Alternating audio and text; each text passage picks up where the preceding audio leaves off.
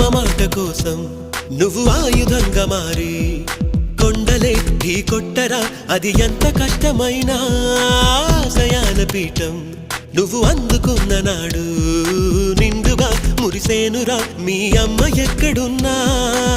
చేయూతే ఇస్తుంటే ఓ స్నేహ బంధం చరితల్లే మారాలి నువ్వెళ్ళు మార్గం. నీ ప్రతిభే చూపించే ఆ రోజు కోసం ప్రతి అణువు కావాలి నీ వెనుక సైన్యం.